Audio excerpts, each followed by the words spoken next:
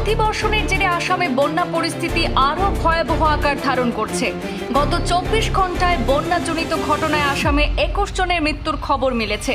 16টি জেলার 5,64,000-এরও বেশি মানুষ বন্যায় ক্ষতিগ্রস্ত। পরিস্থিতি পর্যালোচনায় বন্যা দুর্গত এলাকায় মুখ্যমন্ত্রী ডক্টর হিমন্ত বিশ্ব শর্মার পরিদর্শন। আসামে বন্যা পরিস্থিতির আরও অবনতি হয়েছে। আসাম রাজ্য দুর্যোগ মোকাবিলা কর্তৃপক্ষ এর তথ্য অনুযায়ী গত 24 ঘন্টায় বন্যাজনিত ঘটনায় 21 জনের মৃত্যু হয়েছে। এর ফলে চলতি বছরে বন্যায় মৃতের সংখ্যা বেড়ে 31-এ পৌঁছায়।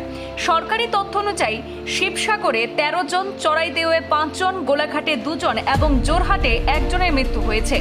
বর্তমানে আসামের 16টি জেলার 5,64,600 জন মানুষ বন্যায় ক্ষতিগ্রস্ত। সবচেয়ে বেশি ক্ষতি হয়েছে শিবসাগর জেলায়, যেখানে প্রায় 3,59,000 মানুষ বন্যার কবলে পড়েছেন। এছাড়াও জোরহাট এবং চড়াইদেও জেলাতেও ব্যাপক ক্ষয়ক্ষতির খবর পাওয়া গেছে।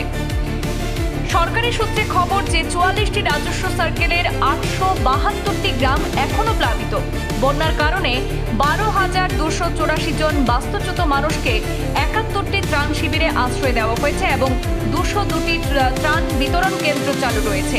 এদিকে মুখ্যমন্ত্রী ডক্টর হিমন্ত বিশ্ব শর্মা জানিয়েছেন, তিনি বুধবার চড়াইদেও, নাজিরা, শিবসাগর, সোনারী, জোরহাট এবং তেওকের বন্যা দুর্গত এলাকা এবং ত্রাণ শিবির পরিদর্শন করে ত্রাণ এবং উদ্ধার কাজের অগ্রগতি পর্যালোচনা করেছেন।